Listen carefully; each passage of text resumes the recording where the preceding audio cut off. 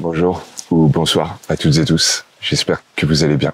Voilà maintenant plus d'1 an que vous m'avez pas vu m'adresser à vous directement comme ça, comme je l'ai longtemps fait sur les réseaux sociaux. Rassurez-vous, cette vidéo, c'est pas un comeback. Ce serait plutôt quelque chose de l'ordre d'une confession. Et je dois vous avouer que ça fait plusieurs jours qu'à l'idée de la faire, j'ai comme une horrible boule dans le ventre. Ça faisait réellement longtemps que je m'étais pas senti tiraillé ainsi. Est-ce que je dois? Est-ce que je dois pas? Je vous avoue que j'ai presque l'impression d'être comme à la piscine. Vous savez, quand on monte sur le plongeoir le plus haut, le 10 mètres, il y a tout le monde qui me regarde. Seulement, je suis sans maillot, à poil. Je vais sauter. Je sais que ça risque de faire mal. Je vais peut-être me faire un plat. Je vais peut-être éclabousser du monde. Ouais. Sûrement que ça va un peu piquer, j'avoue. Mais j'ai beaucoup réfléchi, beaucoup prié aussi. Et il me semble que dans un souci de vérité, je me dois de la faire. Ces prochains jours, je vais peut-être avoir la chance d'être reçu sur quelques plateaux télé, radio, ou peut-être que vous allez pouvoir voir des articles dans les journaux pour la sortie de mon nouveau livre. Et s'il n'y avait pas eu tout ça, j'aurais sûrement pas fait cette vidéo. Je me serais peut-être contenté d'un communiqué auprès de mon ancienne paroisse pour qu'ils l'apprennent avec mes mots et non pas par les rumeurs et les ragots. Mais vu que là, il va y avoir cette petite exposition médiatique et que forcément, on va me demander ce que je fais depuis que j'ai quitté Joigny, que ma mission là-bas a été finie, autant essayer d'être le plus transparent et honnête possible sur là où j'en suis et qu'est-ce qui m'a amené à poser ces choix. Tout ce que je m'apprête à vous dire, soyez réellement certains que sur tous ces sujets, c'est dans un grand souci de sincérité. Et dans une vraie confiance aussi que même si sûrement ça va piquer quelques-uns, ça pourra faire que du bien à chacune et à chacun. Si je vous confie tout ça, c'est parce que je suis convaincu que c'est nécessaire, que ça n'a sûrement jamais été fait comme je m'apprête à vous le partager, et qu'il y a peut-être qu'ainsi qu'on pourra ensemble progresser vers du mieux, vers plus de clarté. J'aurais pu avoir un discours lissé, sans pour autant être dans le mensonge. J'aurais pu juste vous dire que je continue de rester prête, que pour l'instant je vis en ermite, ici, au milieu des bois, que je continue d'écrire et que j'ai même repris des études en psychologie. Et ce serait vrai, c'est exactement ce que j'expérimente en ce moment. Pourtant, j'ai l'impression que ce serait pas honnête vis-à-vis de moi-même, vis-à-vis de vous, qui êtes si nombreux à m'avoir accordé votre confiance pendant 3 ans sur les réseaux en me suivant, vis-à-vis de toutes celles et tous ceux que j'ai pu rencontrer à droite, à gauche pendant toutes ces années qui m'ont tant apporté. Je crois que je nous dois une réelle sincérité. Je me retire de la prêtrise. Il me semble que je suis plus suffisamment en phase avec l'église institutionnelle pour continuer de rester l'un de ses prédicateurs ou encore un de ses gestionnaires ou fonctionnaires du culte. Bien sûr, dans l'absolu, je reste prêtre. Un peu comme des gens qui auraient été mariés, qui acteraient leur séparation sans pour autant divorcer. Sur le papier, ils restent mariés. Et si on croit qu'il y a 5 ans et demi, lorsque j'ai été ordonné prêtre, j'ai reçu quelque chose qui vient du ciel, un genre de grâce, de bénédiction divine, a priori, rien ne pourrait me la retirer. Ni une demande officielle de ma part, ni un joli papier envoyé par le Vatican. Et donc, je crois que ce serait pas honnête vis-à-vis de moi et à l'égard de tous en particulier, de continuer d'accepter d'être officiellement curé, missionné par l'institution. Pour ceux qui se demanderaient, c'est pas une histoire de meuf, de mec, de sanctions, de casserole au cul, d'excommunication ou quoi que ce soit encore. Non, c'est beaucoup plus profond. Je continue de croire, et même peut-être encore plus aujourd'hui que jamais, en la force de l'évangile et en la beauté de l'église, en la qualité sans pareil de la communauté chrétienne qui a transformé, métamorphosé littéralement ma vie depuis 15 ans, en lui donnant de la couleur, de la saveur, de la lumière, du prix, et par-dessus tout, qui m'a permis d'apprendre à poser un autre regard sur le monde, tellement plus heureux, pacifié, rempli d'espérance et de sourire pour l'avenir. Et donc, si je veux continuer de rester chrétien, ou même plus qu'un désir, si c'est pour moi une évidence, pour autant, je crois que je n'ai plus ce qu'il faut intérieurement pour continuer d'être le VRP du parti, ou un des managers de cette institution. Et donc, c'est pourquoi, même si incontestablement, j'ai envie de continuer ce qui m'a donné envie d'être prêtre, d'essayer de vivre de l'évangile, d'aimer mon prochain, tous, et même ceux que j'ai du mal à aimer, prendre soin des plus petits, des plus fragiles, des plus marginaux ou des plus abîmés, et m'émerveiller chaque jour que Dieu fait, parce que sûrement que c'est ça la clé. Je ne peux plus le faire en tant que prêtre, officiellement mandaté par cette institution qu'on appelle l'Église catholique, apostolique et romaine. Je vais tenter dans cette vidéo de vous expliquer pourquoi. Pourquoi je me retire, pourquoi j'abandonne, diront certains. Je vais me permettre de vous partager un grand nombre des épreuves qui me sont arrivées depuis 1 an maintenant. La dernière année passée étant sûrement l'une des plus dures que j'ai eu à expérimenter en près de 4 décennies ici-bas. Je vais aussi essayer de vous montrer comment, malgré tout ça, je me suis jamais senti aussi bien, serein, en paix, confiant, le sourire aux lèvres et l'espérance au cœur, malgré une incertitude totale face à l'avenir. Et grâce à quoi j'ai réussi ça? Au fond, quelles sont les astuces, les petits tips qui m'ont permis, comme le dit le sous-titre de ce bouquin, dont j'avoue, c'est peut-être l'une des choses dont je suis le plus fier en 4 décennies, sublimer ce qui est brisé. Oui, c'est fou. J'ai l'impression qu'il m'a été donné de vivre tellement de choses jusqu'à maintenant. Et pourtant, au-delà de ce que j'ai pu édifier, obtenir, construire ou réaliser, c'est peut-être ce que j'ai noté dans ces 300 pages qui, je pense, est le plus beau de tout ce que j'ai fait jusqu'à aujourd'hui. Un peu comme un genre de testament, de compilation de tous les meilleurs trucs que j'ai compris pour réussir à transformer notre regard sur le monde et sur la vie. Ne pas nous laisser avoir par les accidents de l'existence, nos regrets mal placés, nos blessures passées, nos mauvaises énergies, et trouver les moyens pour pirater notre esprit lorsqu'il est déçu ou perdu, et donc toujours nous recentrer sur ce qui nous fait du bien, sur ce qui nous fait grandir, quel que soit ce qu'on est ou ce qu'on a à subir, voire à souffrir. Je vais me permettre aussi de tenter de vous montrer que cette démarche d'aujourd'hui ne vise nullement à cracher dans la soupe. Et que c'est au contraire parce que j'aime l'Église, parce que les chrétiens m'ont tant apporté, que je vais me permettre de nous offrir un certain nombre de révélations, avant tout pour nous aider, ensemble, à faire la lumière sur ce qui, structurellement, transforme des gens pétris de très bonnes intentions, de véritables enfants de cœur, en horribles prédateurs. On l'a vu dernièrement avec l'abbé Pierre, une de ces figures qui m'a tant donné envie d'être prêtre. Et on l'a vu pour combien d'autres dans l'histoire de l'Église. Oui, malheureusement, elle porte en son sein une organisation hiérarchique qui peut si facilement créer la confusion entre le spirituel et le politique. Et qui donc par là crée le terreau le plus fertile qui soit pour exacerber ce que les uns et les autres portent de mauvais, de malsain. Et paradoxalement aussi, je vais tenter de vous montrer que ces gens-là ne sont pas pour autant malveillants ou méchants, comme on pourrait l'imaginer. Mais peut-être juste qu'ils se trompent, qu'ils font l'amalgame entre leur idée du bien et le bien très concret, celui du prochain, celui qui est là, à mes côtés, au quotidien. Après tout, n'est-ce pas ça que cherchait à faire Jésus avant tout? Est-ce que c'était prendre soin du parti ou tendre la main aux plus petits? Qui suis-je pour faire tout ça?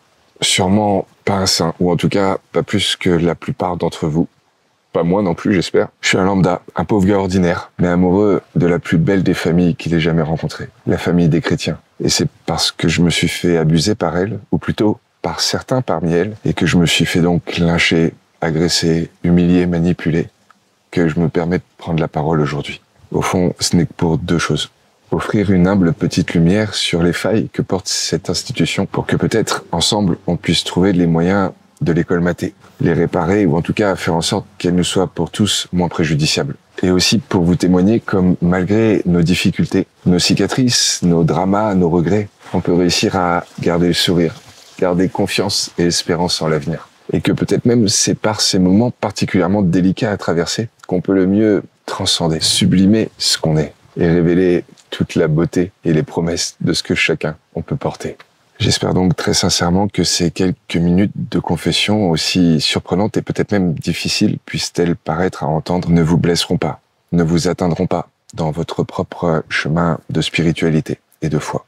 Bien sûr, je vais sûrement révéler des choses que vous ne soupçonnez pas, vous faire vous sentir déstabilisé et peut-être même heurté. Si vous préférez ne pas ressentir tout ça, alors n'hésitez pas à arrêter la vidéo maintenant. A priori, rien ne vous oblige à regarder. Et si au contraire vous pensez que parfois il peut être bon d'être capable de faire la clarté, de mettre en lumière, de mettre des mots sur les mots, sur tous ces symptômes pour d'autant mieux les soigner, alors je vous en prie, asseyez-vous bien et très bon visionnage. Parfois, honnêtement, je me demande comment j'ai fait pour devenir prêtre. J'ai toujours eu un côté un peu anarchiste, très libertaire. Et est-ce qu'il existe au fond institution plus hiérarchique et totalitaire que l'Église? Totalitaire dans le sens englobante, du début à la fin de la vie. Sûrement que la communauté chrétienne m'a tant apporté, à moi-même, m'ouvrir à percevoir la beauté du monde, qu'elle m'a donné tant de moyens pour réussir à continuer d'avancer, quelles que soient les difficultés rencontrées, et parvenir toujours à y discerner les plus belles traces d'amour, que peut-être je me disais que avec les années, il y avait une forme de sagesse ou, qui sait, de maturité, que j'étais petit à petit en train d'apprivoiser et que, qui sait, un jour, j'arriverai à peut-être rentrer dans le moule, à devenir un bon petit soldat du parti, pour la gloire de Dieu et le salut du monde, comme on dit. Parce que oui, c'est le parti qui me semblait et qui me semble encore le meilleur, celui qui nous conduit le mieux, et tous vers le bonheur. Ouais, aussi paradoxal que ça puisse paraître, ça, j'en suis toujours plus que convaincu. Et en même temps, de l'autre côté, je dois confesser que je me suis toujours interrogé à savoir comment l'Église avait pu accepté de m'ordonner prêtre. Déjà au séminaire, comme je le raconte dans mon 2e livre, j'en avais fait des vertes et des pas mûres. Je crois que j'en avais surpris plus d'un et combien de fois. Mais en fait, c'est peut-être pour ça que ça s'est fait ainsi. Parce que l'Église, c'est pas un bloc monolithique. Et on va trouver en son sein aussi bien des fachos intégristes ultra-conservateurs que des gauchistes néo-hippies un peu woke sur les bords. Et donc, au milieu de tout ça, si vous n'êtes pas forcément d'un extrême ou d'un autre, vous pouvez sûrement trouver votre place. Et que l'institution peut vous faire confiance pour devenir un de ses membres officiels et dirigeants même. Parce qu'au fond, n'est-ce pas ça ce que sont les prêtres, les porte-paroles autant que les administrateurs de la ligne du parti? Mais je crois déjà qu'il me faut commencer par dire que pendant 5 ans où j'ai été prêtre, curé à Joigny, j'ai vécu parmi les plus belles, les plus merveilleuses années de ma vie. J'ai rencontré des gens formidables, on a réalisé des choses inouïes. Bien sûr, on a eu à traverser quelques bourrasques, mais c'était tellement beau, sincère, vécu ensemble, porteur de renouvellement, d'espérance, d'Esprit Saint aussi, je crois. Vraiment, je ne regrette pas un seul instant.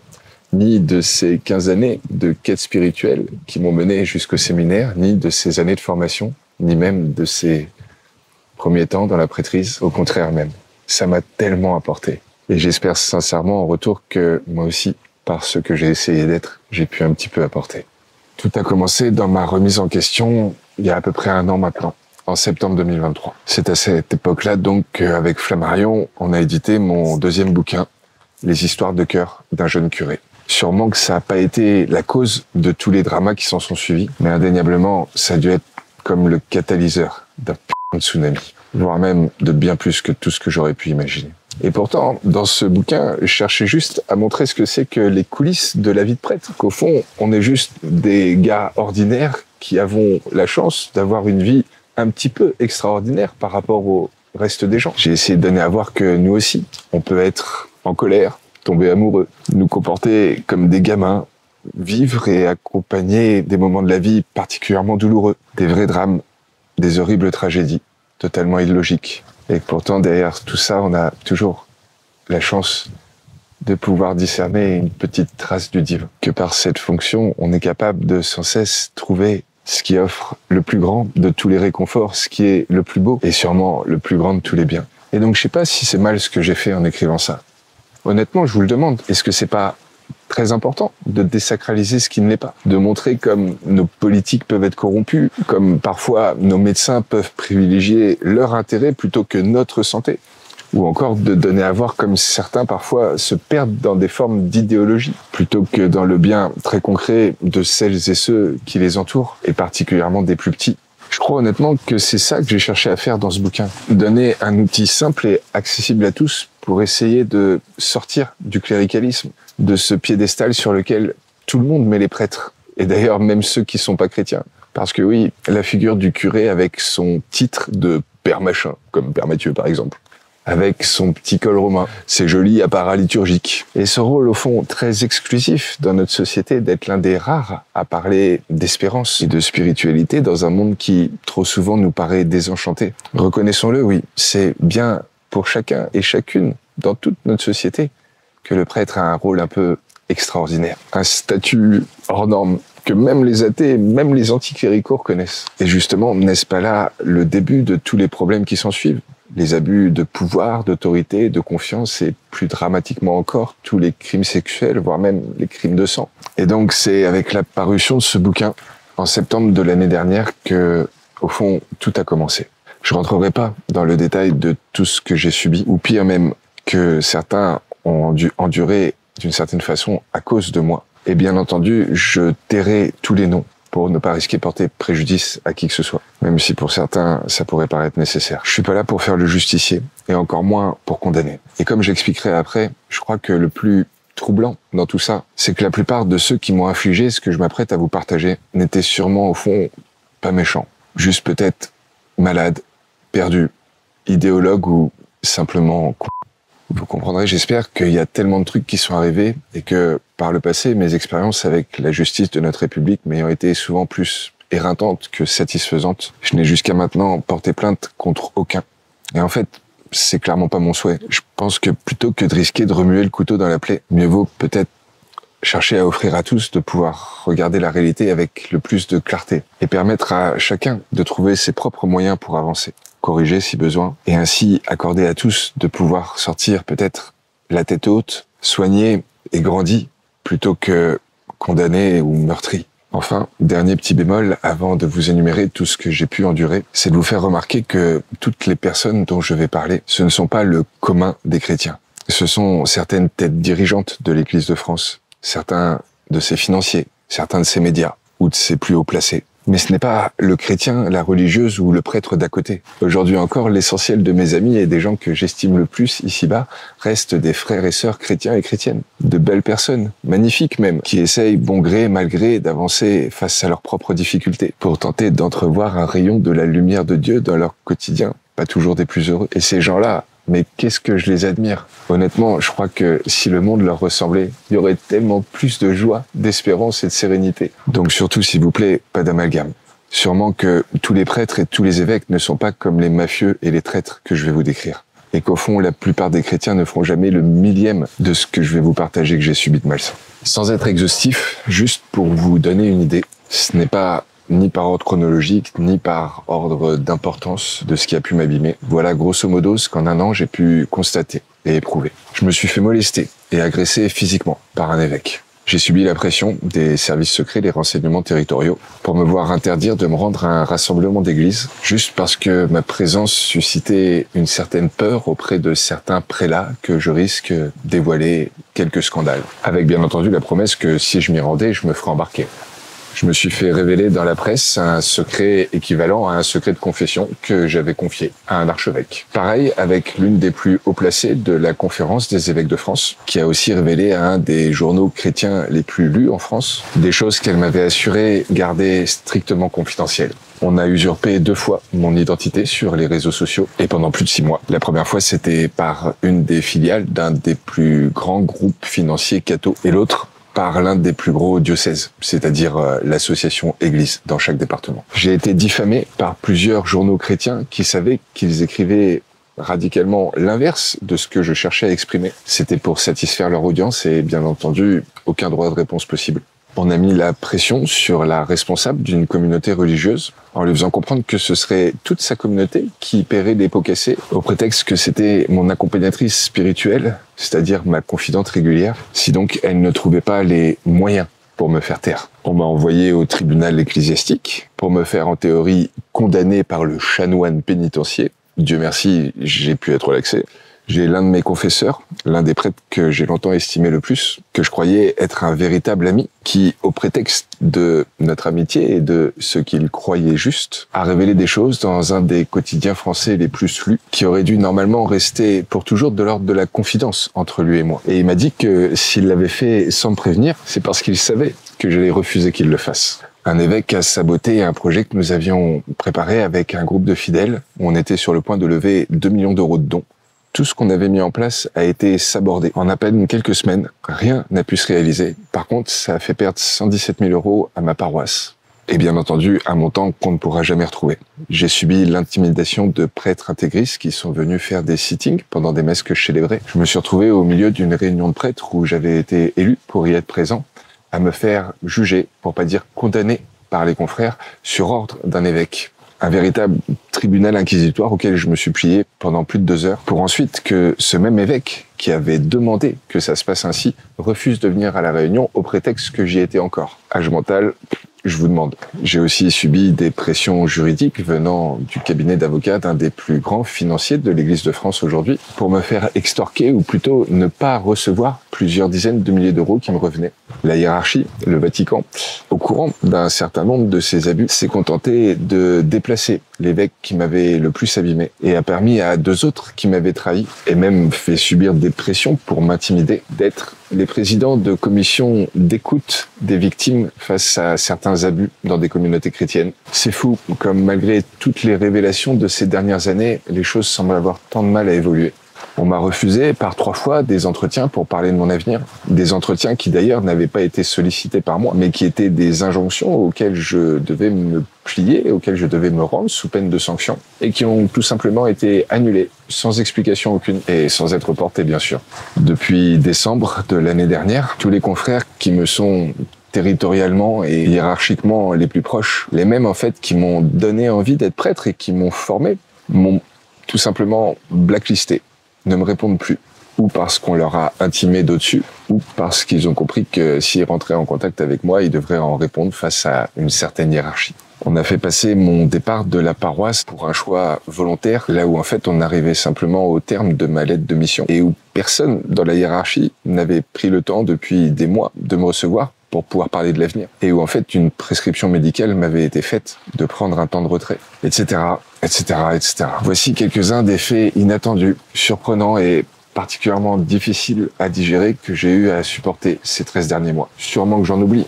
Incontestablement, il y en a eu pas mal d'autres aussi, moins importants. Je parle pas de ces formes de harcèlement subies par des groupes de haters militants pour une certaine idée particulièrement politisée de l'Église, ou encore des incivilités qu'il y a eu sur ma voiture ou sur la bâtisse du presbytère où je résidais, ou bien même de ces fois où on m'a craché dessus dans la rue, ou encore toutes ces paroles abjecte que certains ont eu besoin de me vomir dessus en direct et en public. Ce qui est fou, c'est qu'alors que cette année aura sûrement été l'une des plus éprouvantes à endurer en 39 ans, honnêtement, je rends grâce de l'avoir traversée. Je suis vraiment dans un esprit de gratitude, pas tant d'avoir dû endurer tout ça, mais que de l'avoir franchi, parce que ça m'a permis d'ouvrir les yeux sur ce qui a besoin d'être dénoncé dans ce sublime corps que représente l'Église et qui malheureusement parfois aussi est rongé par des réalités humaines et des fois malsaines, mais aussi parce que ça m'a offert de me rendre compte que tout ce que j'ai appris en 15 ans de quête spirituelle, notamment par la tradition chrétienne, mais aussi par toutes les bibliothèques d'autres spiritualités et sagesses que j'ai pu découvrir, dévorer, engloutir, ça m'a vraiment montré que quelles que soient les tempêtes qu'on ait à traverser, les faiblesses et les fragilités qu'on peut porter,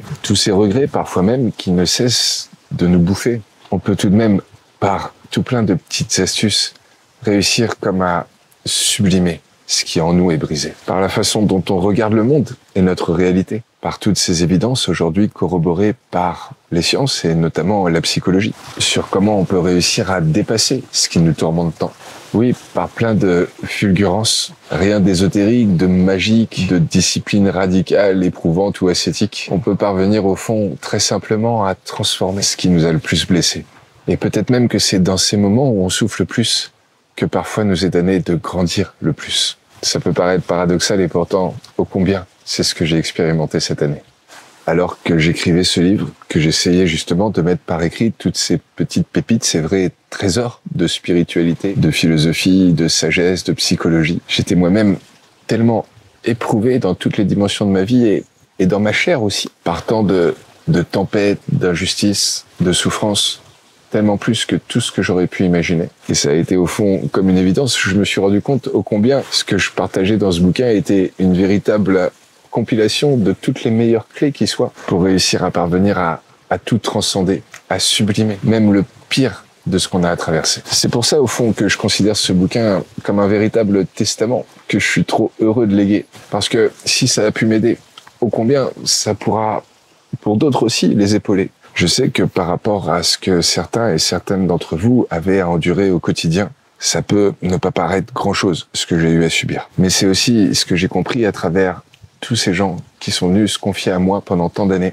J'en suis plus que convaincu. Quelles que soient nos cicatrices, nos douleurs chroniques, nos culpabilités, il existe un moyen pour réussir à franchir toutes ces choses qui nous paraissent si dures à surmonter. Et même peut-être à en faire les lieux de nos vies où on va expérimenter les plus belles métamorphoses. Et ça, je suis sûr que la plupart d'entre vous, vous l'avez déjà vécu. Est-ce que ça n'a pas été parfois dans les moments où on a été le plus au fond du trou, qu'on a réussi le mieux à se relever, à progresser, à retrouver confiance et espérance en l'avenir et à déployer un peu mieux toutes les promesses qu'on pouvait porter, alors que préalablement, jamais on les aurait soupçonnées. Comme je vous disais, c'est sûrement la chose dont je suis le plus fier en 4 décennies. Avoir réussi à mettre en page ce qui peut sûrement le mieux transformer nos vies, quels que soient les accidents et les tragédies qu'on a subis. Sûrement que ce bouquin ne changera pas la face du monde, et pourtant je suis convaincu qu'il pourra aider chacun et chacune d'entre nous à poser un regard nouveau, souriant et plus confiant, quelles que soient les réalités de notre présent. Bien sûr, on pourra me reprocher ou peut-être même juste me faire remarquer qu'en faisant cette vidéo, à la fois, je vous dis là où j'en suis de mon propre état de vie, mais que je cherche aussi à faire un peu la promotion de ce livre. Et c'est vrai. Et en même temps, si vous croyez sincèrement que vous avez trouvé un genre de remède contre quelque chose qui ronge tant de nos contemporains? Est-ce que vous n'useriez pas des moyens les plus légitimes et opportuns pour faire en sorte que puisse se propager ce bien? Peut-être que ça peut paraître orgueilleux, mais j'en suis convaincu. Il y a dans les 124 astuces recensées dans ce bouquin, parmi les plus belles pépites pour réussir à être bien heureux. Et donc, comment imaginer ne pas faire ce qui paraît le plus judicieux pour réussir à ce que ça puisse toucher et peut-être même aider le plus grand nombre? C'est le truc qui me gêne un peu, je dois l'avouer, sur ce bouquin, c'est le nom du Gus. Et en même temps, vous savez, un livre, ça prend des mois à fabriquer. Et c'est pour ça que c'est noté ainsi. Parce qu'avec Flammarion, lorsqu'on a fini d'échafauder tout ça, il y a encore quelques mois, honnêtement, je ne savais pas si j'étais prêt à assumer aussi publiquement mon choix, comme je le fais devant vous aujourd'hui. A priori, c'est donc la dernière fois que vous verrez ce titre devant le nom de cet auteur. Désormais, je redeviens Mathieu Jasseron, tout simplement. Et si la grâce m'est offerte de pouvoir continuer d'aider à accompagner spirituellement, existentiellement, tous ceux qui en éprouvent le désir et qui me le demandent, et pourquoi pas, en plus de le faire physiquement dans un cabinet ou un lieu de retraite spirituelle, en imaginant continuer d'écrire, soyez sûr donc que les prochaines fois ce sera seulement Mathieu Jasseron. Parce que c'est ça que je suis. Depuis le début d'ailleurs. C'est celui que j'ai toujours été, même lorsque j'avais l'étiquette de curé. J'ai pas changé, c'est juste la forme. L'enveloppe du Gugus qui s'est allégée de quelques titres, costumes et divers apparats. Et sincèrement, j'espère que sans cette étiquette de prêtre, vous réussirez toujours à m'accorder la même confiance. Sûrement, je l'imagine, il y aura de la déception pour certains et certaines d'entre vous. Moi-même, je me suis beaucoup interrogé. Et pour être très honnête, ça m'est encore difficile d'assumer la culpabilité.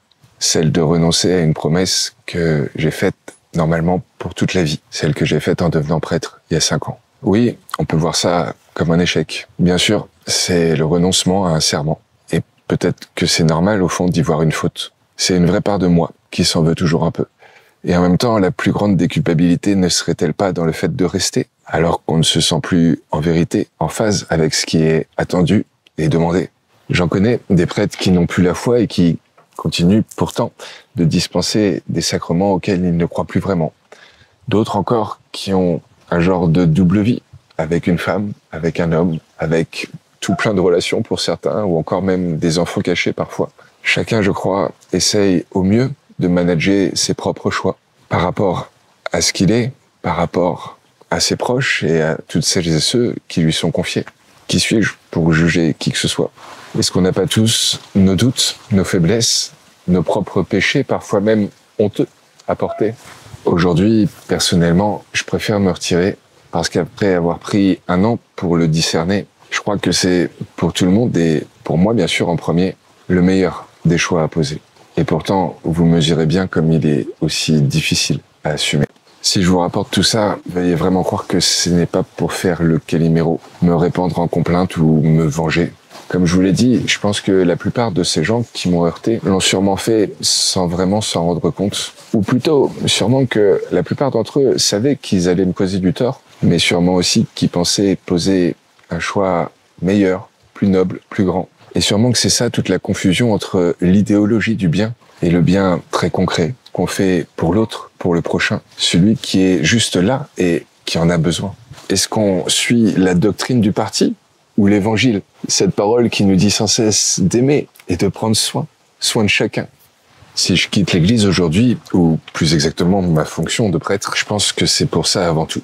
Ne pas me perdre entre le spirituel et le politique. Je suis très convaincu que si Jésus a vraiment existé, ça a été l'un des plus grands maîtres de spiritualité que l'humanité n'ait jamais porté. Et d'une certaine façon, autant heureusement que malheureusement, ses disciples, ses meilleurs amis, en ont fait une institution, et donc un organe politique, avec une hiérarchie, des dogmes à croire, d'autres à condamner. Et si je dis que c'est autant heureux que malheureux, c'est parce que c'est à la fois ce qui a permis à cette institution d'être la plus ancienne, pérenne, de rassembler le plus grand nombre de fidèles à travers les siècles, et que c'est bien grâce à elle que nombre d'entre nous avons la foi aujourd'hui, par tout ce qu'elle a su nous transmettre, nous témoigner, nous rayonner. Et en même temps, je pense aussi que cette qualité, c'est sûrement son plus grand défaut. Avoir transformé un élan spirituel en la vie, en l'amour de l'autre, en une institution humaine. Parce qu'en faisant ça, forcément, on en revient à confondre ce qui est de l'ordre de la foi et ce qui est de l'ordre du politique. pour avoir flirté avec bien d'autres traditions spirituelles, religieuses, philosophiques. Je crois au fond que seule la foi chrétienne nous présente les deux réalités que je vais vous exposer comme des absolus et qui peuvent tellement transformer notre monde, nos vies à chacun en mieux.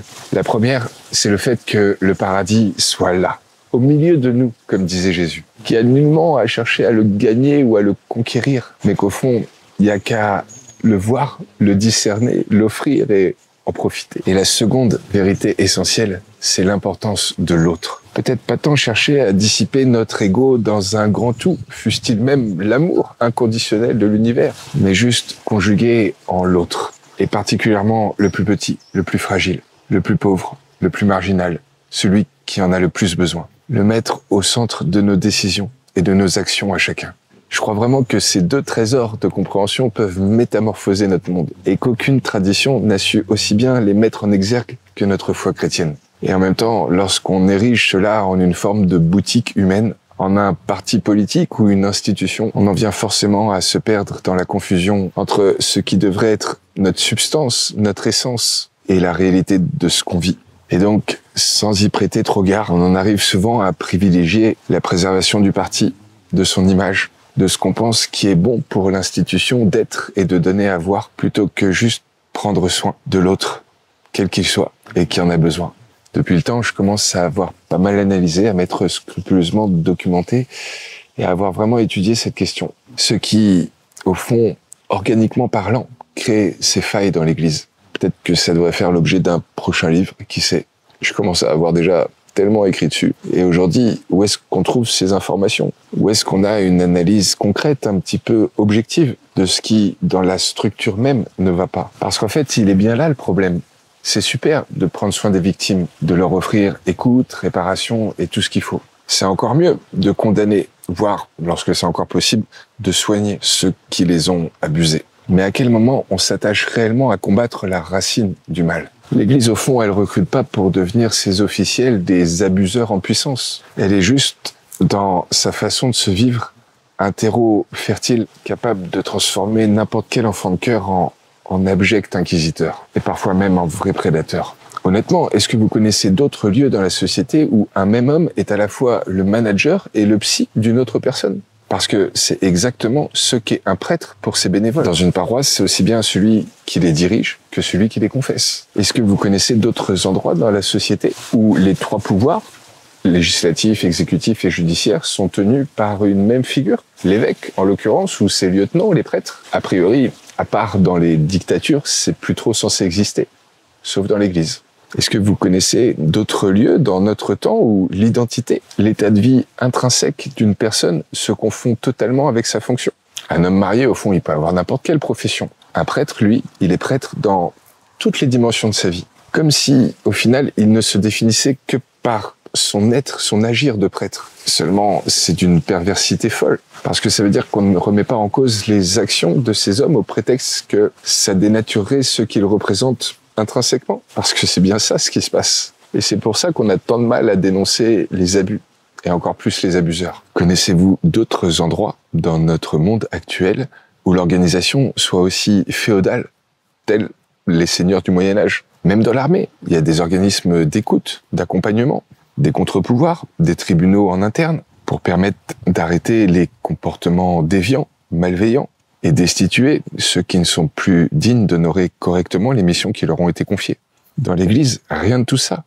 L'évêque, le prêtre, il reste encore les rois, des intouchables, même si sûrement la plupart d'entre nous auront du mal à le reconnaître publiquement. Et pourtant, ce sont bien eux qui font dans l'Église la pluie et le beau temps, qui définissent comment les choses doivent fonctionner, qui brident les uns, qui promeuvent d'autres, qui enseignent ce sur quoi on a le droit de croire et ce qu'il ne faut surtout pas croire, quitte à ce que ça change un petit peu tous les siècles, parce que vous comprendrez bien, mes braves gens, faut quand même se mettre un peu au goût du jour. Je dis pas pour autant que la vie de prêtre ou d'évêque c'est facile, loin de là, que peut-être justement à cause de ce système c'est particulièrement éprouvant. On attend tant de ces figures, on les met tellement sur un piédestal. Comment, au fond, ne pas crouler sous la charge des responsabilités et de tant d'autorité à devoir supporter? Et c'est bien ça le problème. Si vous saviez les mêmes choses dont la plupart des prêtres se plaignent, toutes ces difficultés qu'ils ont à traverser, ces lourdes charges à porter, Ce sont les mêmes, en fait, qu'ils n'arrivent pas à confier, à délaisser, à déléguer ou à sous-traiter. Et après, donc, perdus dans un système à la structure si fragile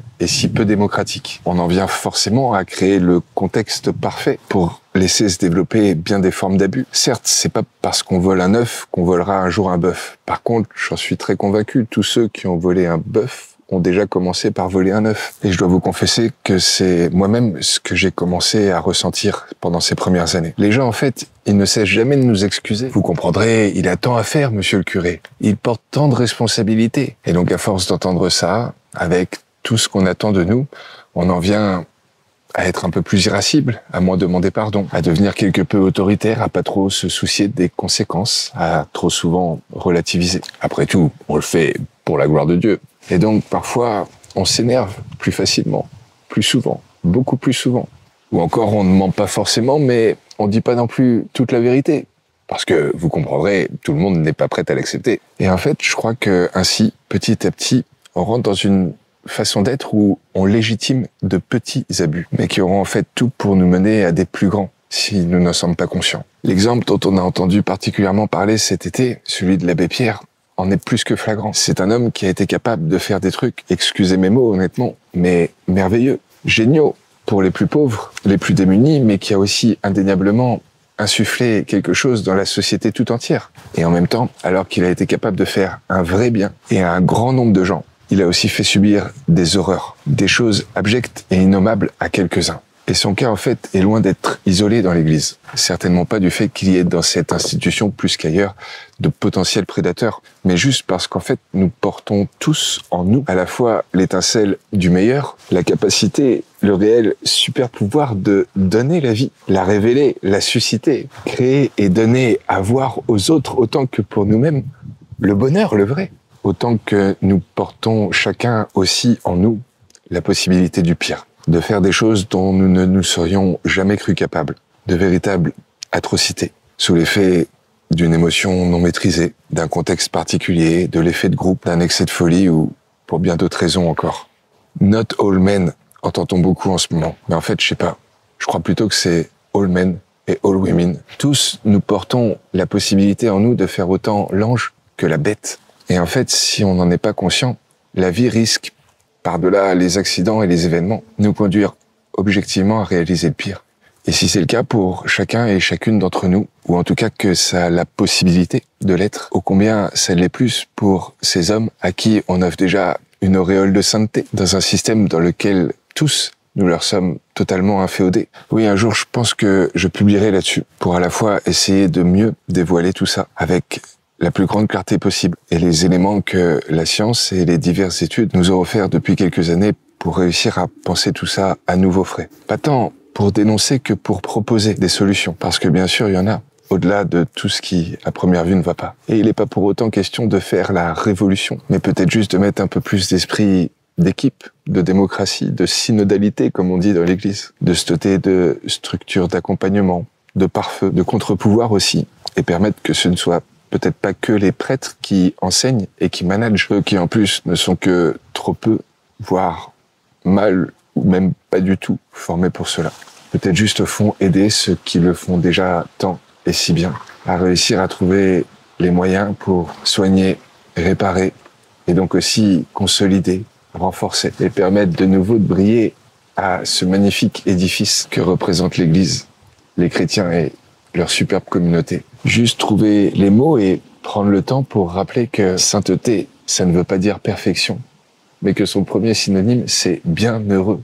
C'est ça que veut Dieu, qu'on soit juste bien heureux. Et donc les saints, au fond, ce sont juste ces gens qui ont su, malgré les aléas de leur vie, témoigner qu'ils pouvaient garder confiance et espérance en l'avenir. Ce ne sont pas ces figures d'idéal moral qu'on promeut dans nos calendriers et qui pourtant, pour certaines, sont à l'origine d'horribles massacres d'hérétiques, de croyants d'autres confessions ou même de non-croyants. Ce ne sont pas non plus ces autres qui ont été à l'origine de discours prônant le statut du prêtre au-dessus du commun de tous les autres mortels et en faisant ainsi la promotion de structures d'abus où le fidèle se doit de s'en remettre totalement au choix et à l'obéissance de son supérieur spirituel. Ce ne sont pas non plus ces figures de saints et de saintes qui n'ont jamais cherché à soigner leurs maladies physiques ou mentales pour finir par mourir bien trop jeune et à être ensuite exaltées dans un fantasme de communion divine mortifère, alors que juste elles ont refusé de faire le nécessaire pour se soigner et ainsi ne pas succomber aux maux et aux maladies qu'elles avaient apportées. De tout temps, l'Église a été une organisation humaine qui a posé des choix politiques, en choisissant notamment ceux qu'elle mettait sur ses étendards pour représenter l'idéal de perfection de ce qu'il fallait pour permettre aux partis de continuer, de perdurer, mais aussi dans ses dogmes pour mieux se différencier de l'équipe d'en face, que ce soit les orthodoxes, les protestants, les autres croyants, les autres partis politiques parfois même.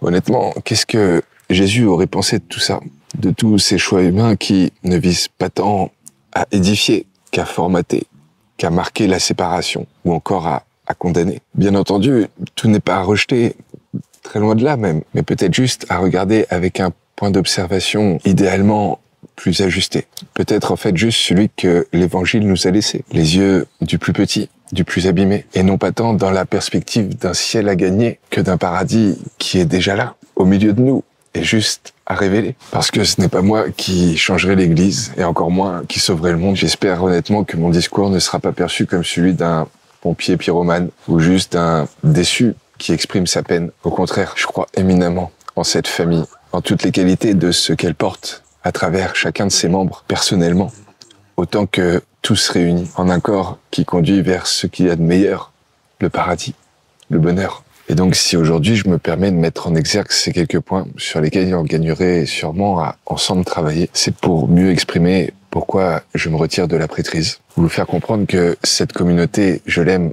de tout mon cœur et que je veux contribuer à une seule chose, l'aider à se soigner, à être toujours plus la maison accueillante qu'elle devrait être pour chacun et chacune de par le monde entier. Mais donc, je ne peux plus le faire en tant que représentant officiel. Je crois plus ajusté à ma place de le faire comme un ordinaire parmi tous les autres. Et peut-être qu'avant de chercher à solutionner toutes ces fragilités trop ancrées à travers l'histoire des siècles passés, le mieux c'est encore simplement de partager les astuces, tous ces tips les meilleurs que j'ai pu trouver pour continuer d'avancer, de progresser, quelles que soient nos blessures, nos cicatrices et tous les handicaps qu'on peut porter. Je sais que c'est peu de choses, mais je crois que c'est un début et qui pourra autant servir à celles et ceux qui se reconnaissent chrétiens qu'à tous en fait. On pense souvent que c'est la question du pourquoi qui est la plus importante. Et peut-être que souvent ça l'est, en effet. Mais face à ce qui nous a blessés, à ce qui, encore aujourd'hui, continue de nous empêcher d'avancer, de déployer tout ce qu'on peut porter, la plus grande et importante des questions est-elle de savoir